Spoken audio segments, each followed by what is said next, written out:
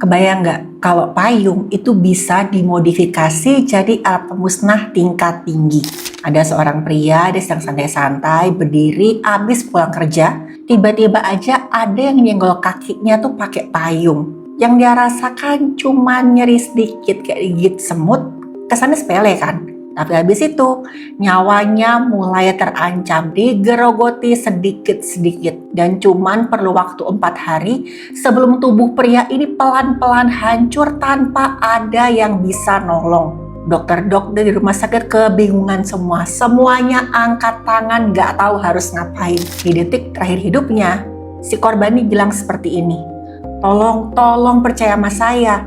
Saya tuh baru aja diserang sama agen rahasia. Aneh nggak tuh teman-teman?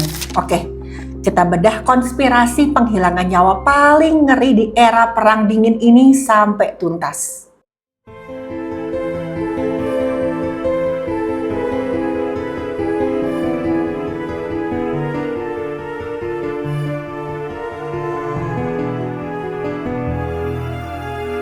Halo, saya Dr. Stefani. Saya seorang dokter spesialis forensik dan medico legal, dan saya belajar dari yang mati.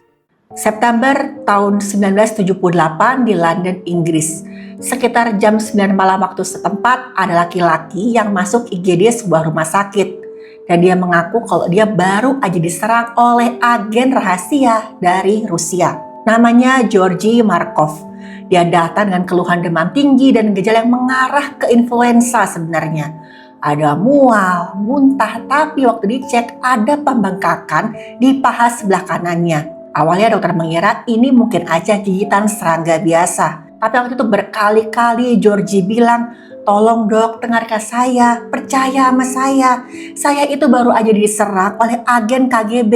KGB itu adalah Komite Keamanan Negara asal Rusia. Dokter coba tenangkan, dikasih terapi, dikasih antibiotik dosis tinggi, tapi kondisinya Georgie malah semakin ngedrop, enggak membaik sama sekali. Sampai akhirnya ketika kondisinya semakin kritis, Georgie dipindahkan ke ruang perawatan intensif. Ada seorang temannya Georgie namanya David Phillips, dia sempat datang ngejenguk. David bilang seperti ini, waktu saya salaman sama Georgie, tangannya tuh dinginnya bukan main, kayak orang yang udah gak bernyawa. Karena saat itu teman-teman yang namanya tensinya Georgie sudah menurun drastis. Puncaknya nih, beberapa hari kemudian Georgie mengalami gangguan irama jantung dan sekitar jam 7.45 pagi waktu setempat, Georgie pun kehilangan nyawanya. Dokter nggak tahu dia kenapa. Pihak yang berwenang segera dihubungi karena jelas banget ini adalah kasus yang enggak wajar. Mereka melakukan investigasi dan akhirnya ketahuan nih siapa sebenarnya Georgy Markov. Teman-teman tahu kalau Georgy Markov ini yang katanya seorang penerjemah di stasiun TV BBC adalah seorang pemberontak asal Bulgaria yang lari ke Inggris. Dan iya, Georgie itu banyak banget yang ngincer. Seberapa berbahayanya si Georgie ini sampai orang itu mau melenyapkan nyawanya. Jadi gini teman-teman, awalnya Georgy Markov itu dikenal sebagai seorang penulis. Dia banyak banget menciptakan novel, naskah drama, dan bisa dibilang penulis yang lumayan berpengaruh di Bulgaria. Dia juga sempat dekat dengan kalangan elit di pemerintahan. Nah, tahun 1969 nih, karya Georgy Markov tiba-tiba aja dicekal sama pemerintah setempat karena dianggap enggak sejalan dengan pemerintahan saat itu. Jadinya ya mulai dibatasi dan Georgie nggak terima, dia milih pindah ke Inggris dan di sana dia tetap menulis kritik terhadap pemerintahan di negara asalnya. Dia juga sering banget nih nulis esai dan skenario drama yang membahas dan menyindir kehidupan politik di Bulgaria. Sejak saat itu Georgie dinyatakan sebagai musuh negara tapi dia nggak peduli. Dia kira kan dia sudah nggak di negara asalnya lagi, udah aman dong, dia udah di Inggris kok. Tapi setelah pindah negara pun dia sering banget mendapat telepon bernada ancaman. Kata-katanya seperti ini, ingat ya, pengkhianatan kamu akan dihukum, nyawa kamu akan segera kami hilangkan. Bahkan pernah ada yang bilang seperti ini, camkan nih baik-baik ya, sudah ada nih zat berbahaya yang dialamatkan ke kamu langsung. Tapi waktu itu teman-teman Georgie dan orang terdekatnya menganggap kalau semua itu cuman ancaman kosong belaka.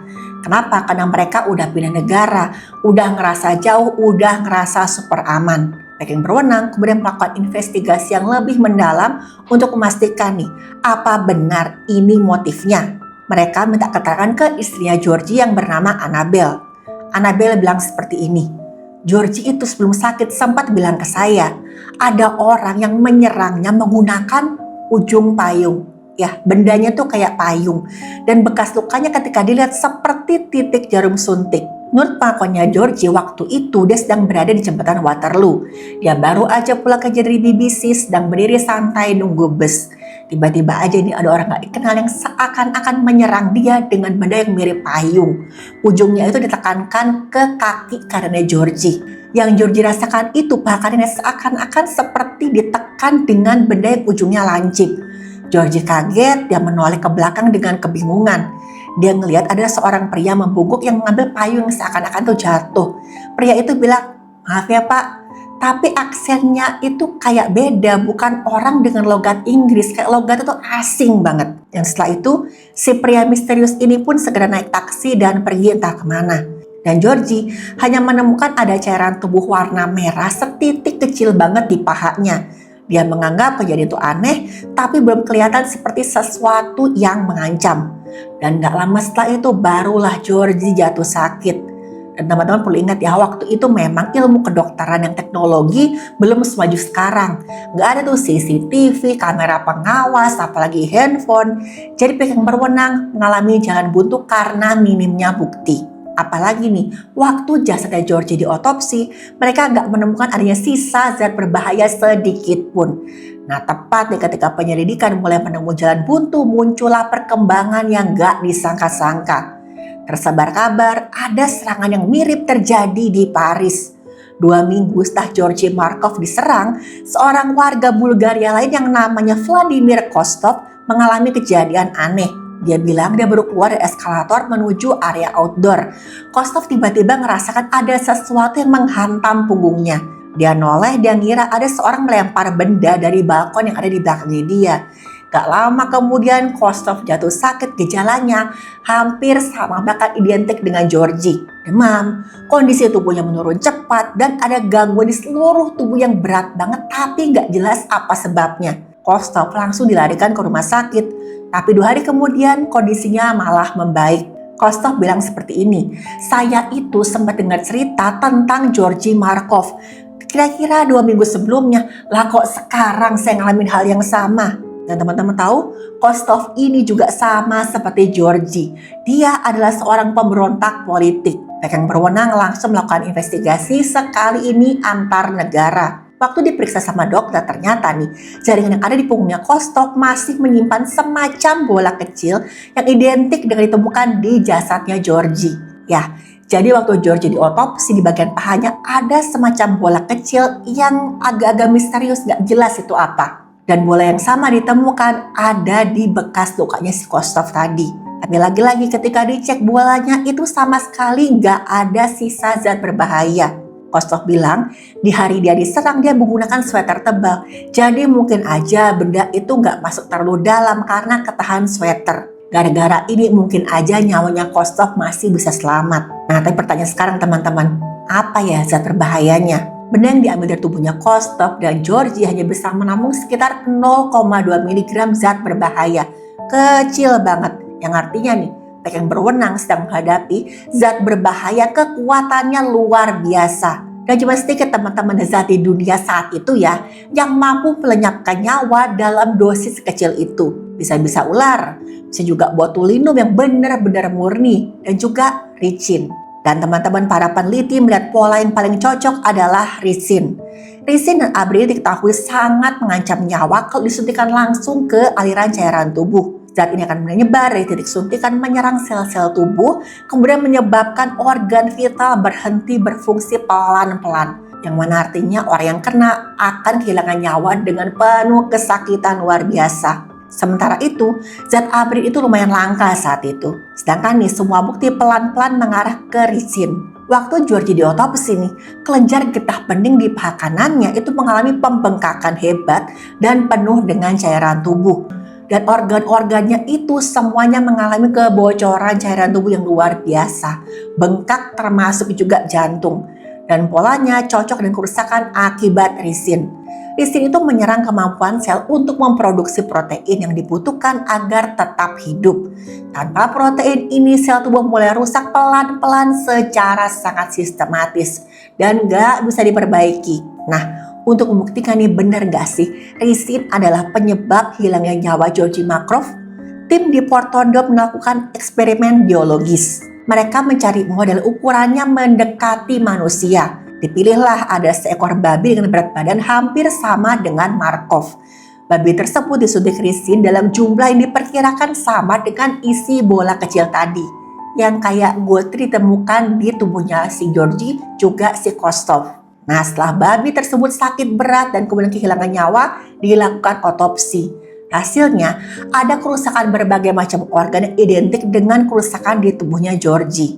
Scotland Yard itu percaya teman-teman kalau payung yang menyerang Georgie sebenarnya adalah modifikasi untuk melumpuhkan si Georgie. Dan di dalam payung itu terdapat semacam tekanan udara untuk melontarkan bola yang isinya zat berbahaya. Dan timahnya itu kecil banget hingga korban hampir nggak sadar sedang diserang. Kayak yang Georgie bilang tadi, rasanya tuh panas, perih kayak digigit semut. Dan teknik ini menunjukkan keterlibatan agen terlatih tingkat tinggi. Karena pelaku biasa nggak mungkin punya teknologi secanggih itu. Investigasi kemudian mengarah kepada Dinas Rahasia Bulgaria. Diduga mereka mendapat bantuan langsung dari KGB Uni Soviet. Nah, keterangan ini didukung dengan pengakuan dari mantan agen KGB namanya Oleg Kalugin. Dia bilang, ya memang ada skenario penghilangan nyawa terhadap Georgie. Menurut pengakuannya, ada seorang namanya Todor Zhivkov memerintahkan penghilangan nyawa terhadap Georgie. Tujuannya teman-teman ternyata bukan sekedar menghilangkan nyawa, tapi yang paling penting adalah menciptakan rasa takut, mengirim pesan kepada semua pemberontak di luar sana. Dan pesannya jelas banget, kalian semua itu para pemberontak, pembangkang, tidak akan pernah aman dimanapun kalian berada. Tahun 1978 belum ada teknologi pengawasan digital secanggih sekarang. Dan itulah penyebab pelaku penghilangan nyawa ini nyaris menghilang tanpa jejak sama sekali. Nah, baru nih bertahun-tahun setelah hilangnya nyawa Georgie, satu nama mulai muncul di dokumen rahasia Bulgaria.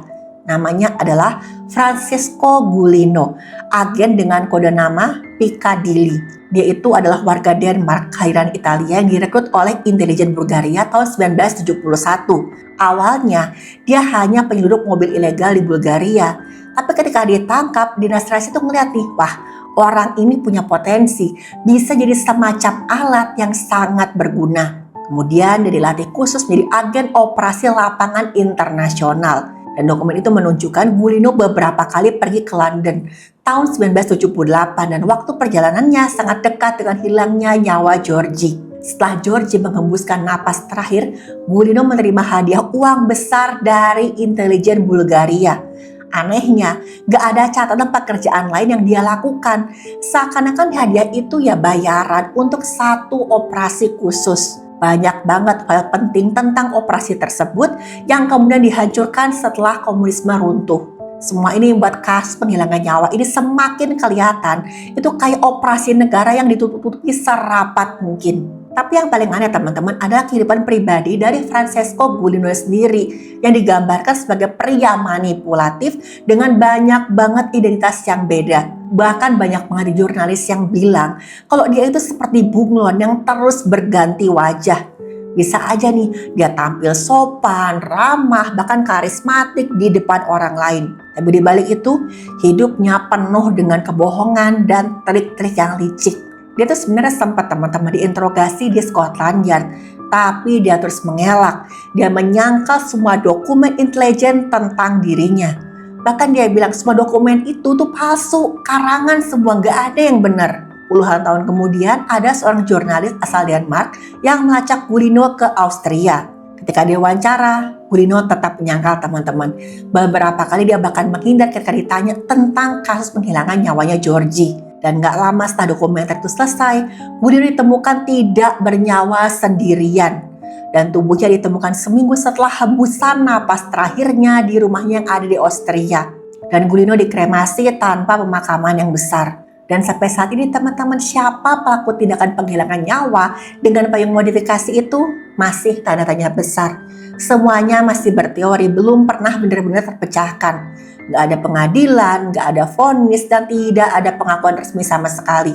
Tapi dunia intelijen percaya pelaku penghilangan nyawanya si Georgie tadi tidak pernah benar-benar hilang. Tapi ya sampai hari ini tetap aja nggak ada pelaku yang resmi dihukum dalam kasus tersebut. Dan kasus ini masih dianggap sebagai salah satu operasi penghilangan nyawa dengan motif politik paling terkenal dalam sejarah. Kalau teman-teman penasaran dengan kasus ini, ada kok beberapa dokumenter yang membahas lebih detail tentang konflik politik yang diduga jadi latar belakang kasus ini.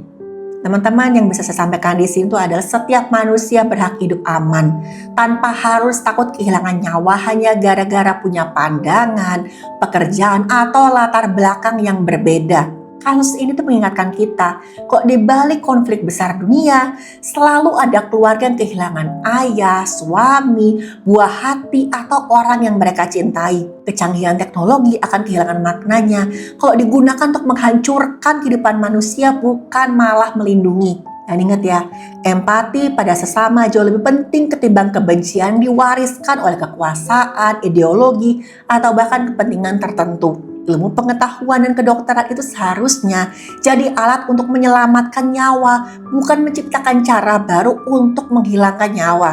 Di balik setiap kisah tragis kita diingatkan, manusia itu bisa sangat-sangat keji. Tapi manusia lain juga bisa berjuang puluhan tahun demi mencari kebenaran.